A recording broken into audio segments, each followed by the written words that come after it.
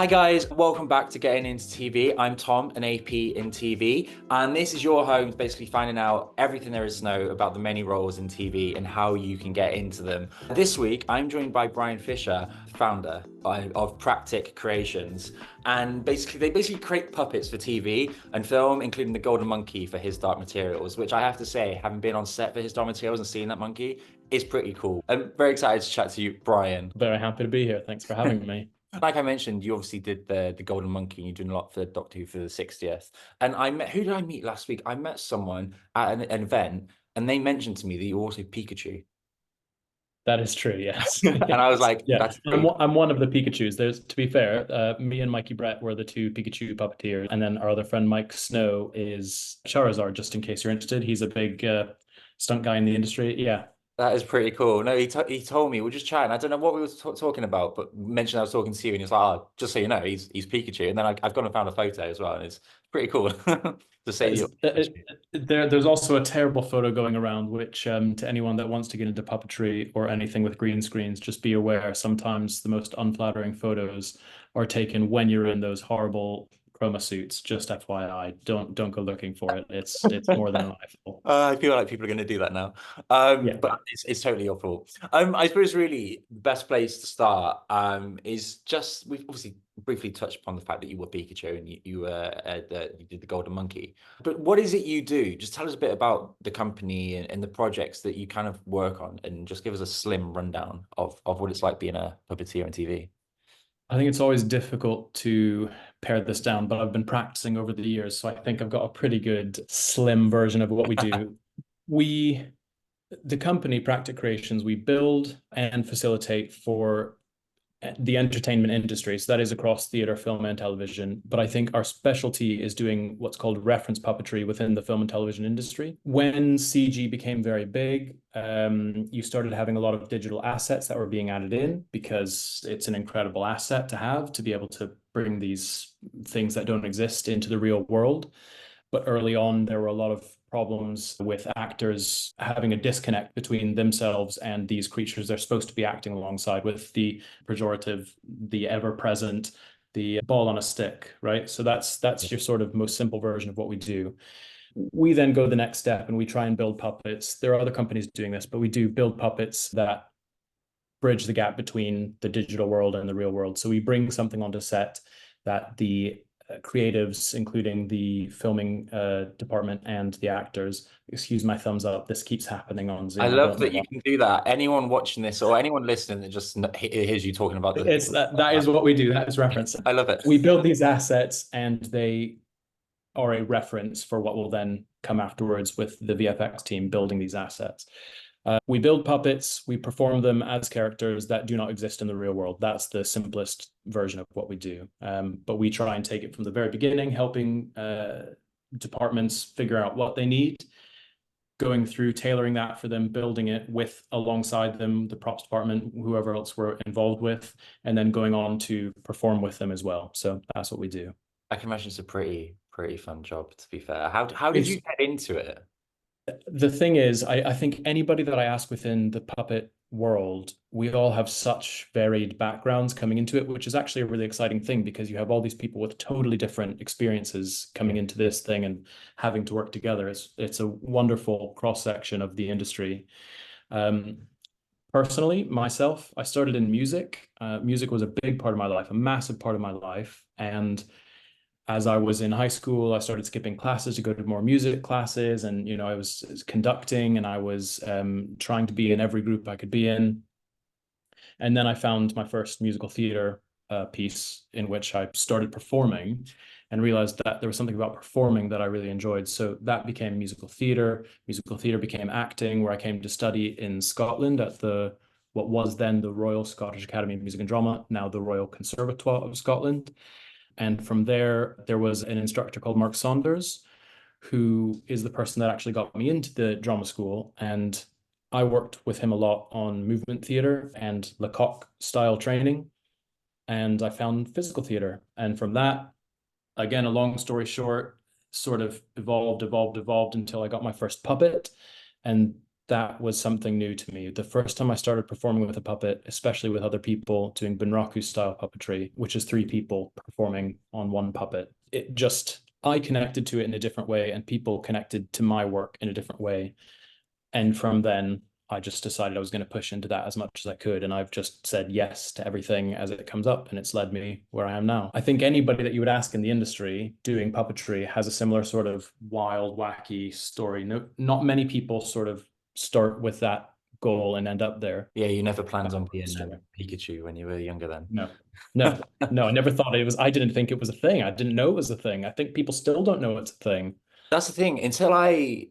Because I did a few location dailies on his Dark Materials, and when they brought in the monkey and various other puppets that you made, it was so weird to see because I mean they were so lifelike that like it's amazing, and until you see it, until you see what you're doing, you don't really realize that that's a job in telly. It's pretty cool that you get to create them characters, and also for the actors to have that reference point on location. It must be a real help for them when they're out I there. think what's really important about what you just brought up, which is a lovely thing and is one of my favorite things to experience when I take myself outside of what I do, because I just do this every day. I play with puppets every day. I mean, that's what I do. So it becomes very every day for me, not in a bad way, just in a, I'm so used to it. And then I see it Same through with other anything people's though, that eyes. there's just something about this industry that even though it becomes the norm, it's still pretty magical, especially when you're creating these characters. And we work alongside each other. And when somebody else like you will come up and see it for the first time, I then get to see it through your eyes.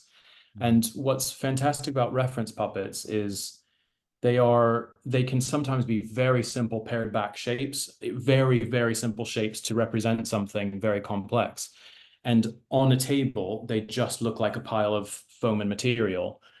Whereas when we, the experienced puppeteers, will pick them up and then breathe life into them or let them find their own life, they become these living things that people can form relationships with and create a character alongside.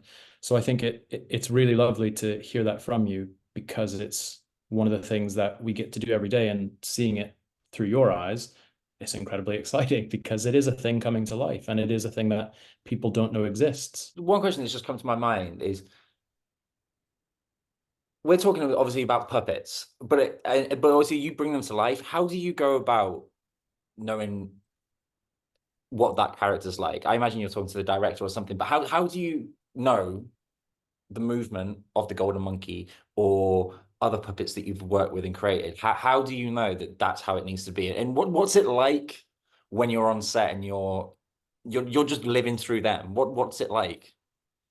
I'll deal with both of those separately. So to create a character, luckily, because we get to build the puppets so often, we get to really find the life of that character as we're going. Always it's starting from the text, just like anyone, that's doing it creatively. We're all going to the text first, really reading it, trying to find clues within that to distinguish where maybe the speed that it speaks, if it speaks, does it not speak? Does it make noises? Is it a heavy thing? Is it a light thing? Does it move quickly? Is it a very slow, cumbersome thing?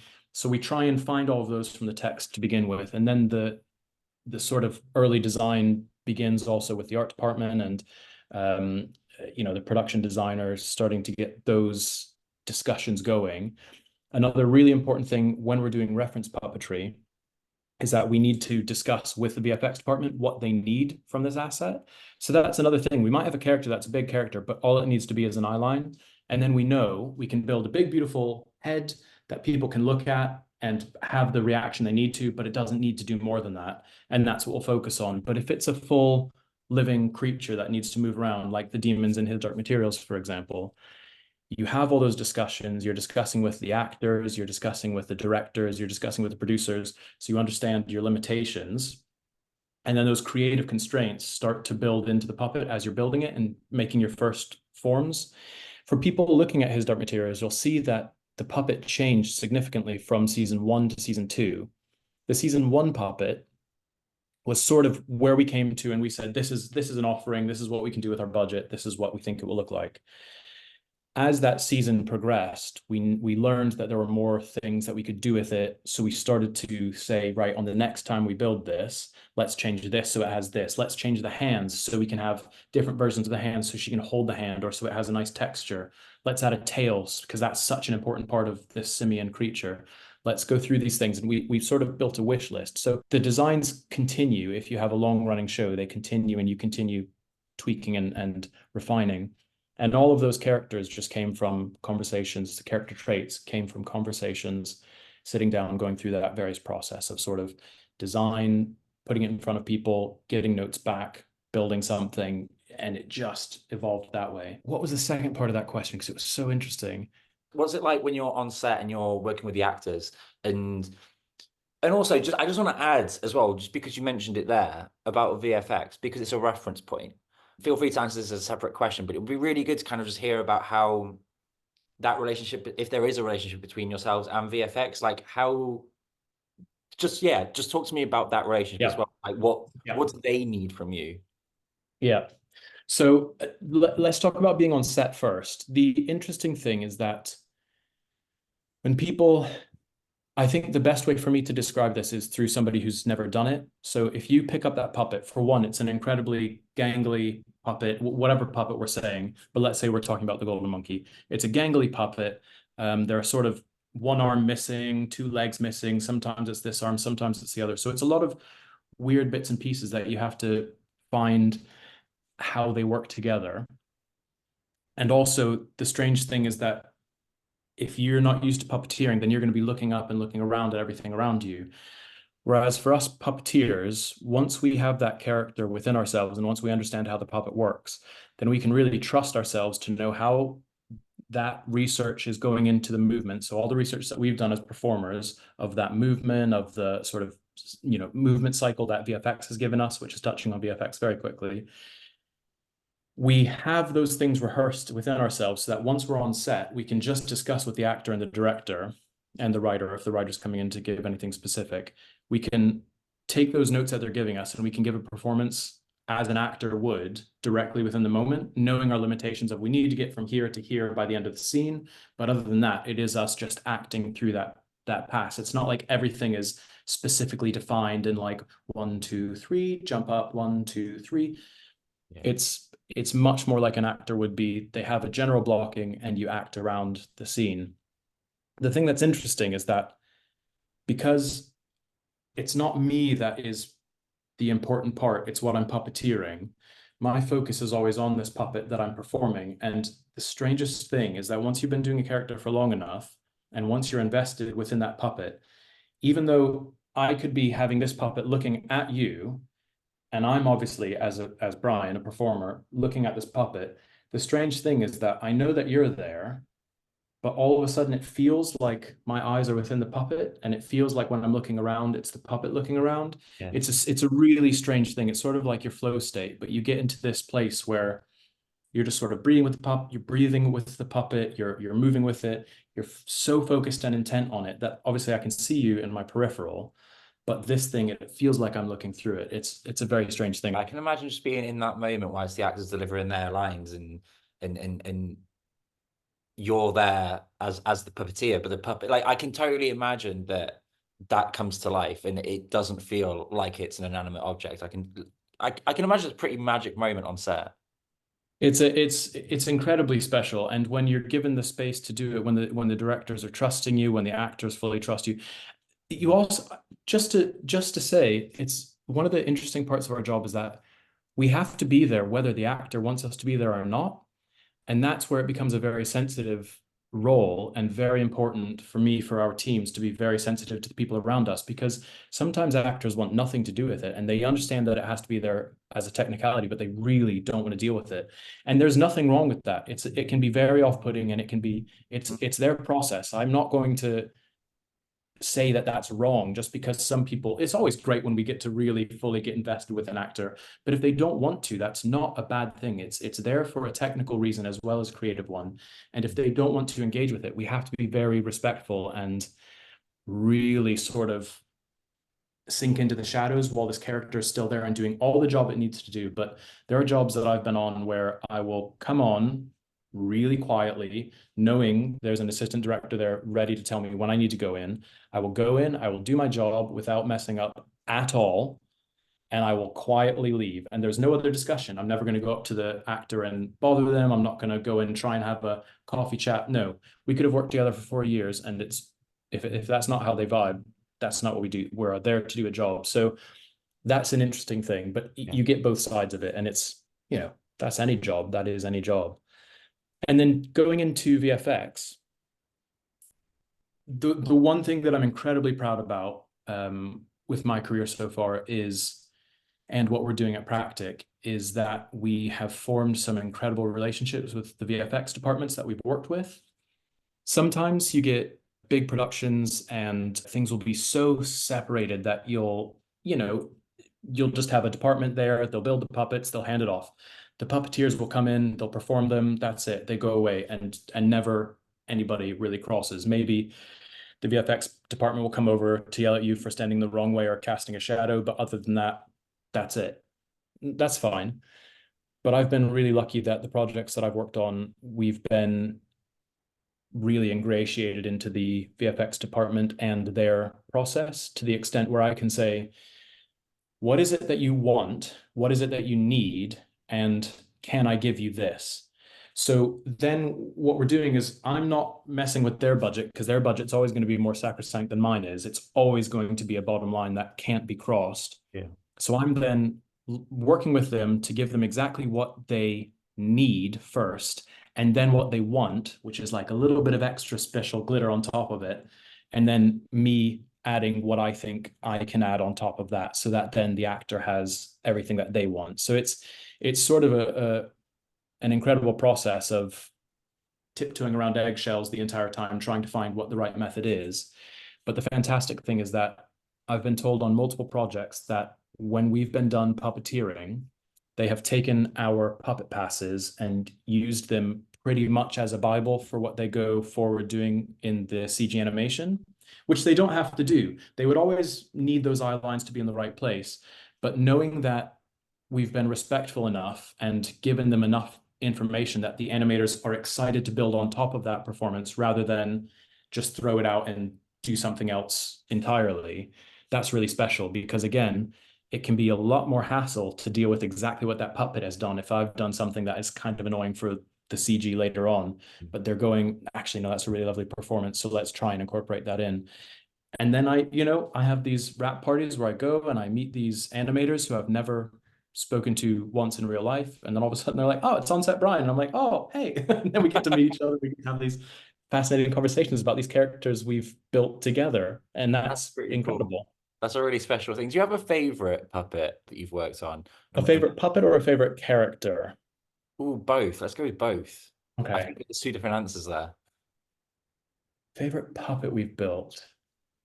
I think, I mean, I have to say there was something very special about all of his Dark Materials. I'm never going to, that's always going to be something I'm going to talk about. In terms of performance, the Golden Monkey was a performance that I was so lucky to do with the team that was around that entire project. That was incredible. So performance, I'll say that. For the build, I think the robot that we built, so Jimbo, as he's known now, the robot that we built for the 60th anniversary of Doctor Who, was such a massive, massive undertaking. Now that's an in-camera puppet, so everything you see in camera is real, and we built that physically. The cool thing about that one is that it needed to move incredibly slowly, and they wanted it to be fully puppeteered, so we made it as a full puppet, but we could lock it, take all the supports away from it, and walk away basically. And even now it's still up in their planning room Wow. in the offices, stood on his own. And that's incredible because he's able to go completely floppy, so we could puppeteer him, but then when he would hit those final positions, we could go in, lock down all of his joints, step away. And that was a big engineering question. So that was a big accomplishment for us. That And was a then pretty cool favorite. robot as well, I would have to say. I mean, I am a Doctor Who fan, as you can see from the meep that is on my wall. But yeah, no, that robot, it's a really impressive that I didn't realize that that was actually a puppet. Yeah. That's amazing that you just built that. And would then someone be inside that? Is that how you puppeteered that one?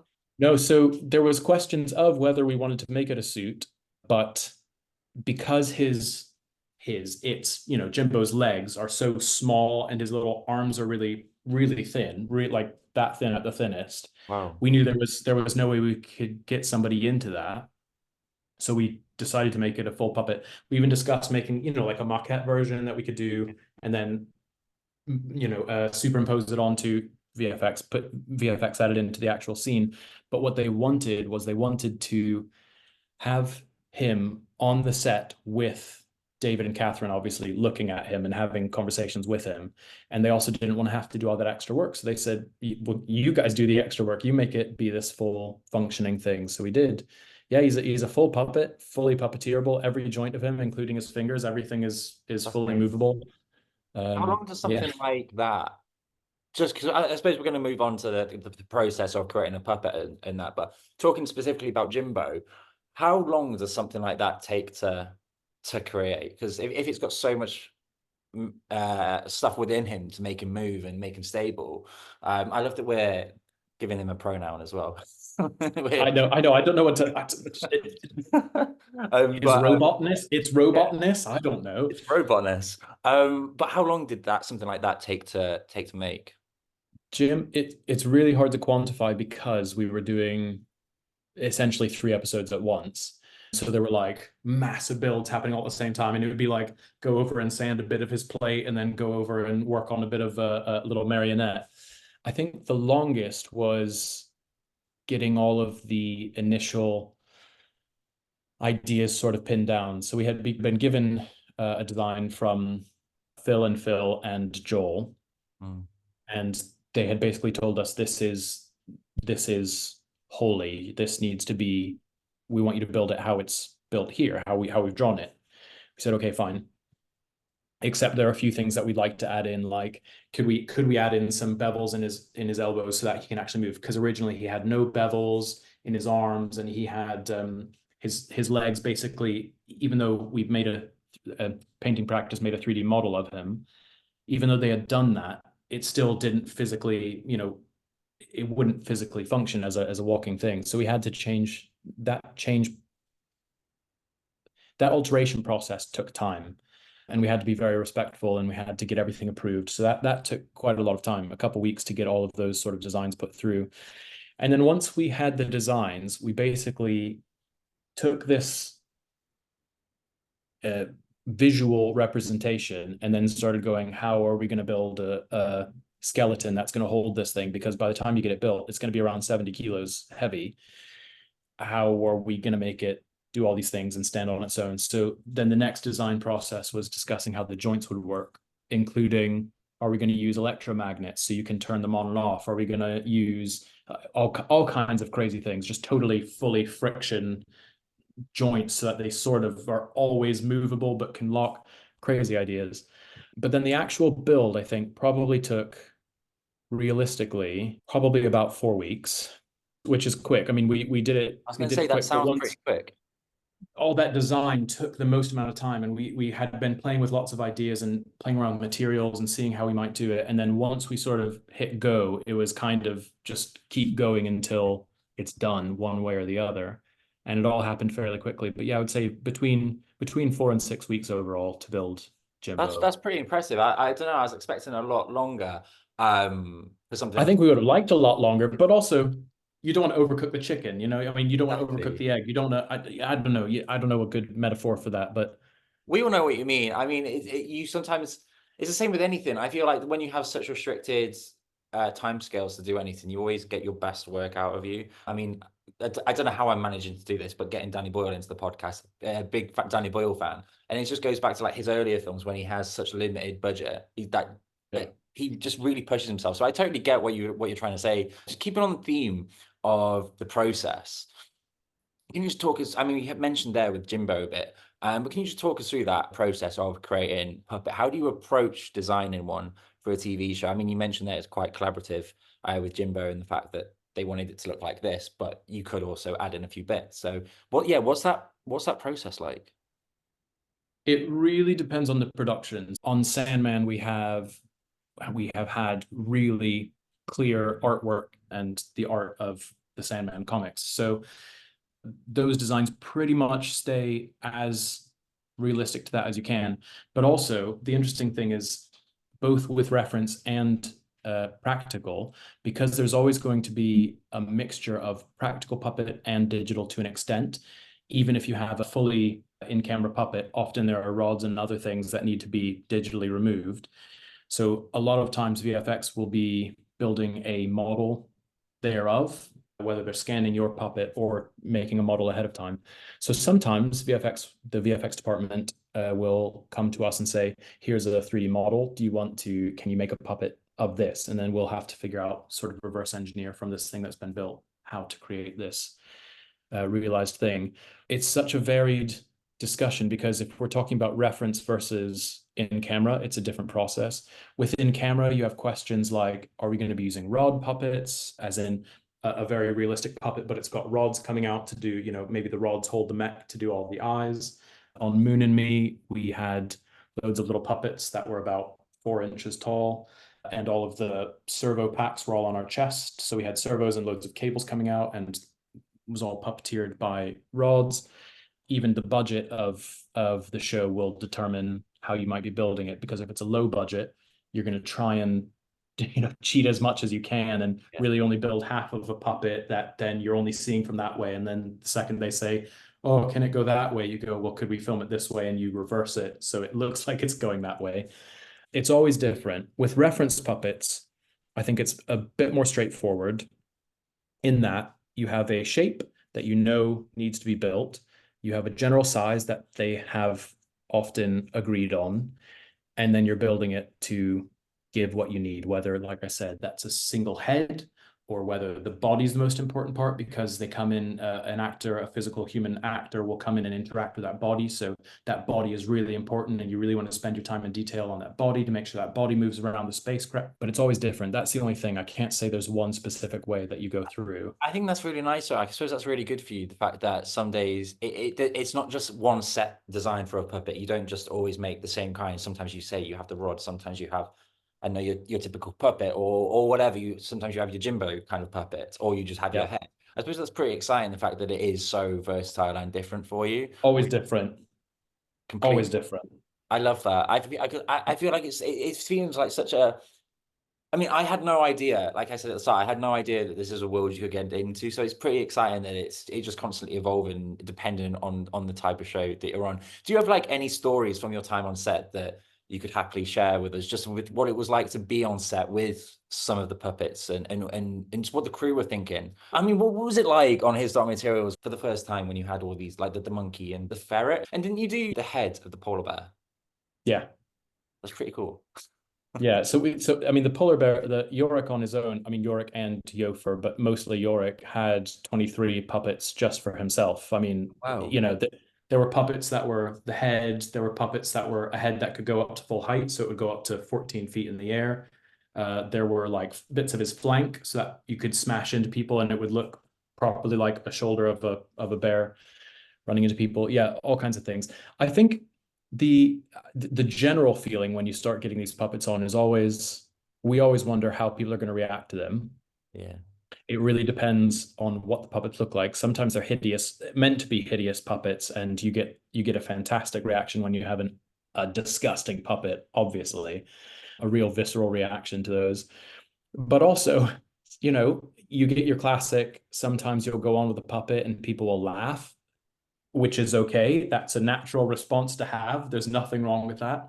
Sometimes people will instantly fall in love with them, and that's great. I mean, that definitely happened with, Daphne Keane and Amir Wilson. They were both just so fantastic with the puppets the entire time, and really, really had ownership over them once they got to start working around us.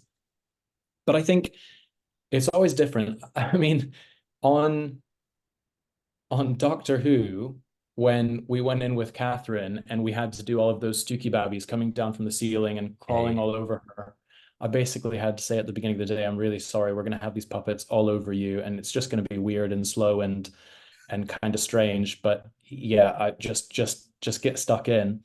And then there is a behind the scenes where they discuss when she has to start hitting these puppets and kicking them. And those are pretty looking puppets. Like I gotta say, watching that episode and seeing them puppets, they were pretty horrific. Like they are yeah, in a good way, in a good yeah. way.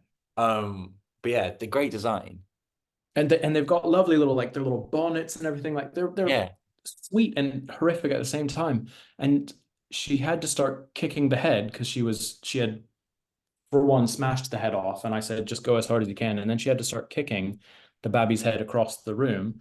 And I said honestly, don't don't hold back. And that's one of the only times that I'll say that. I am the most reserved person on set with a puppet. I will be super careful because I know that if it breaks, it's going to be me that's taking the heat for it, basically. So I'm always super careful with them. But that one was, we had three versions of the heads, one of which was built to withstand pretty much everything you could chuck at it. And she was like, no, no, I'm going to break it. I'm going to break it. And I was like, no, Catherine, go, go just for it. absolutely go. So we got to watch her kicking this thing as hard as she could, breaking the set, literally breaking walls as she was kicking it. And I was like, great, we have done it. We've built a puppet that can be kicked fully for like an hour and a half straight across the room. That's good. That's pretty cool. I love the fact you created this thing and then she had to just basically go and just knock 10 bells into it. Just smash it. So we've spoken obviously about the process and about basically just kind of nerding over the puppets and stuff because I think it's pretty cool what you do. I just find it so I, like I said, I find it completely magical that you can create a character out of absolutely this inanimate object. For anyone listening that might not know that this was a job that they could potentially do, what advice would you say to them, and if they wanted to go on to work in puppetry and TV, how would they go about doing it? What skills do they need? I mean, for instance, my boyfriend is really trying to get into the arts department, and this isn't me trying being like give him a job, but I feel like something like that is the I wish kind. I could. If I could give a job to everyone that asks, I would at all times. But no, go But ahead. I mean, like I feel like it's like you say, he wants to get into the arts department, but you don't necessarily need to be someone going down the arts department. You can be like you say, you can be an actor or something. And I think that's really good for people to hear is the fact that you can be at any point in your career or whatever you do. So yeah, what advice and skills would you give to people? It's a massively varied industry. It's hugely varied. I mean, it's something, I think there was a statistic that came out recently, and this is not going to be exactly correct, but it's upwards of 1 in 10 people are employed at one time or another by the entertainment industry in the United Kingdom. It's a huge industry and it is incredibly varied. Are so many things. The people that we work with on our own, there are people who specialize in flocking, which is using an electrostatic gun to attach flocking, which is a small fuzzy material, can be different materials, small fuzzy material, we'll say, onto surfaces with a special glue. I mean, that's their job. That's That what they do. There are people that are just engineers. If you're a good welder, you're going to be able to find the job. If you are a good creative problem solver, you're going to fit into a team. Definitely, you're going to find people. But there are also people, there are people that are really good with numbers, that really like maths, and they will go and do accounts and they will do, line producing and things like that. It's so varied. So within my little corner of the industry, I think people ask, how do I become a puppet builder? How do I become a puppeteer? I'm not really sure that there is one way. There are fantastic courses across the UK. Yes, if you have access to them and you want to do that, fantastic. And they'll give you a good jump start. There are fantastic courses for puppeteering as well. Curious School of Puppetry is one. But again, cost and other things can come into it. And I understand that. I think the main thing is to be curious, to be open, and to be really happy kind of going past your comfort zone. Try new things, make mistakes, make puppets that really don't work. That's okay. That is always going to be something useful. And if you make a puppet that doesn't really work, make it work. Find a way to perform it so that it does work. Because I'll tell you, often I will get a puppet that is kind of half-baked. Sometimes you literally just have to throw something together. It's been given to you last second. You've got 2 hours to build something, but you have to get on set and perform with it. And that's your job. That's exciting, getting to make this thing sort of try and work. It's frustrating, but it's exciting. So getting into the industry can be very frustrating because it can feel like there are so many closed doors and it can feel very small. But I think the important thing is go and start speaking to people and asking people and reaching out. There are so many lovely people in the industry. And if somebody's not interested in speaking to you, that doesn't mean that's the end of the road. That just means they're too busy or they don't have space or they have other things going on that they don't have time to connect with you in that way. But even if you just start having a conversation, just be honest about what you're interested in and go and continue being curious about it. That will give you skills that will make you employable at one point or another. And those people that you speak to and are open with, I'm not saying hound people. Don't hound people. If you have gotten either a no or it's just been sort of not much response, that's okay. But leave that there for now. You can circle back on it. But what I am saying is when you make those connections, just feel free to be open and say, I'm really interested in this. What can I do to learn more? And people will often have something to say. And Um, that's the thing is, people have been where you are starting out, and more often than not, in my own experience, people are willing to help. And it's like you say, they might be busy, they might not be able to get back to you straight away, but people want to help. It's very rare that you come across someone that just doesn't want to help and they're just not a nice yeah, person. It's so rare. It's an yeah, industry of really creative people all over the board that really do just want to help and bring people in. I completely agree with what you say.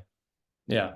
Yeah, I think it's so important. And one of the things that we do specifically, our workshop is based in Caldecott, which is just up the road and just across the road from Bristol. And we set up there because we had all of these lovely relationships we built with Screen Alliance Wales, with all of these, the beautiful, like, Barry with props fabrication, and just so many people across the board that we've built these relationships with.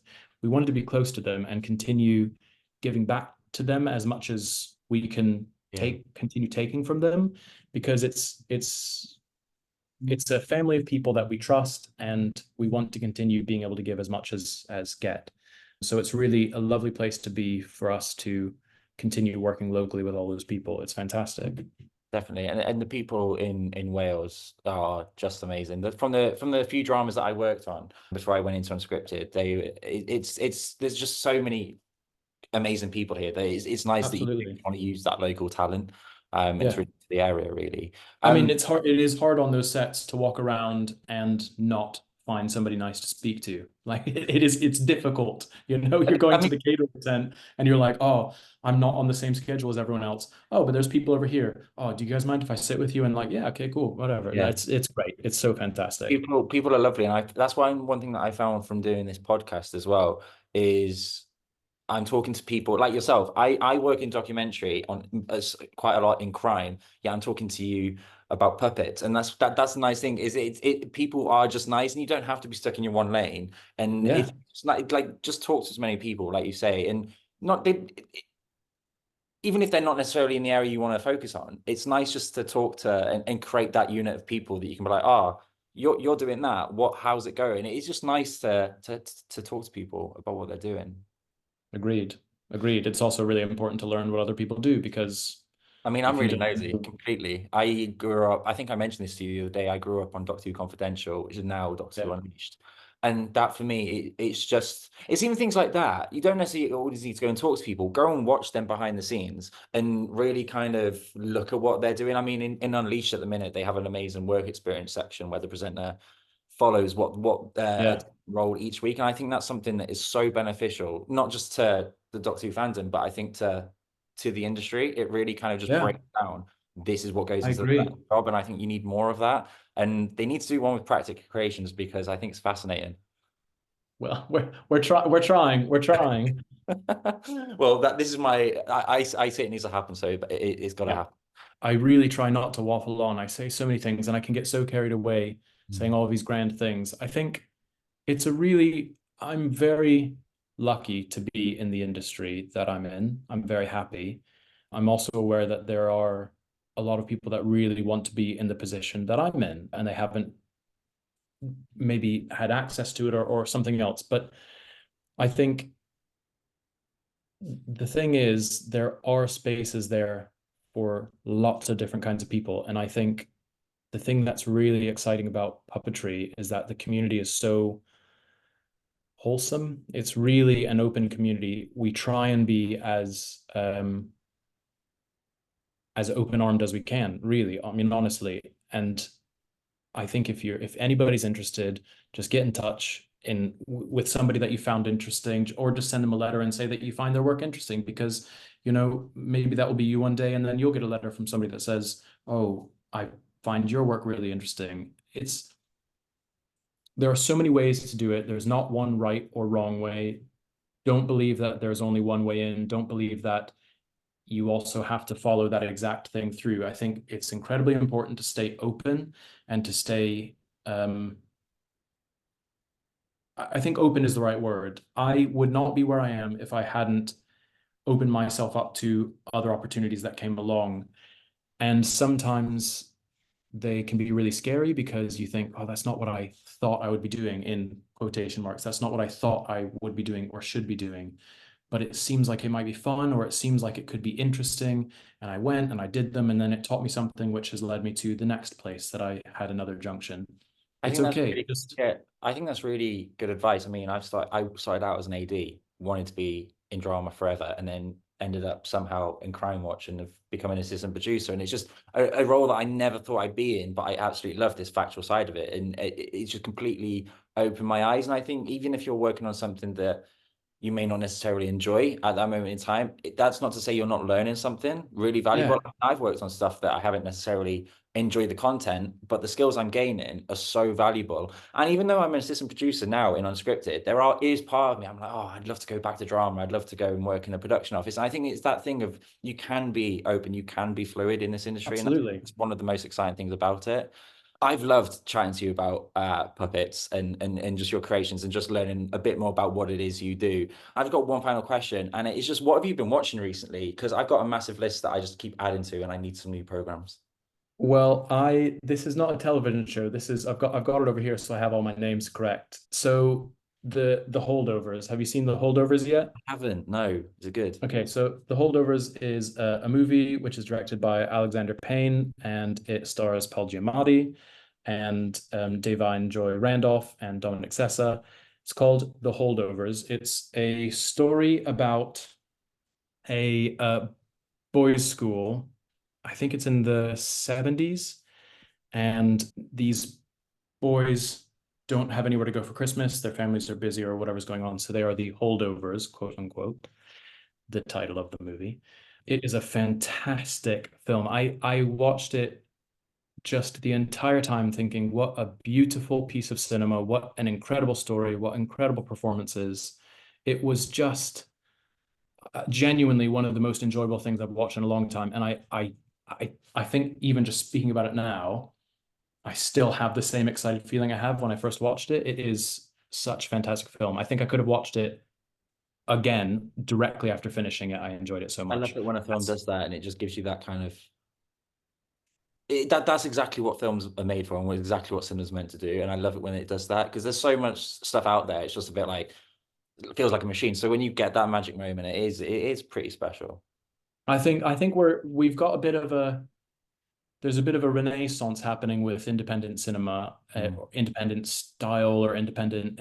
It's hard to say because now independent cinema can be up to, like 200 million or whatever. But I think it's such a beautiful film, and yeah, just sit down and sort of enjoy the story of these people. It's fantastic.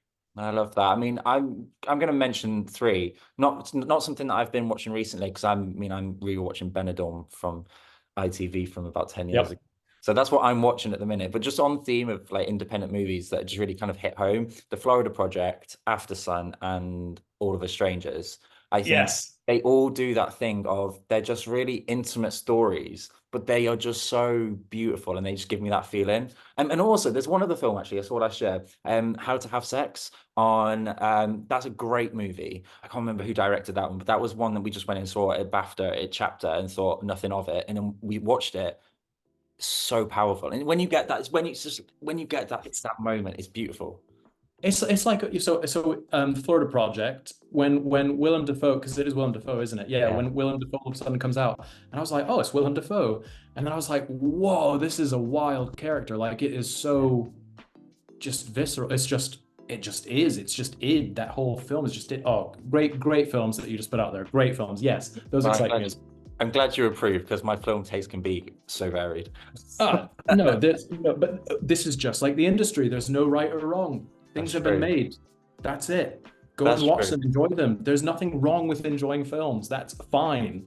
I feel like that's the perfect place to end this podcast. Thank you so much, Brian, for chatting to me, and just letting me nerd out all about what it is you do. Because I think, like I kept saying it, but I think it's absolutely fascinating just being able to create a character from an inanimate object and create something as cool as Jimbo or as sinister and scary as like the marionette puppets or the golden monkey. It's a really cool job. So yeah, thank you for chatting, and I hope people that listen or watching might be inspired to maybe go into puppetry one day, because yeah, completely fascinating. So thank you so much.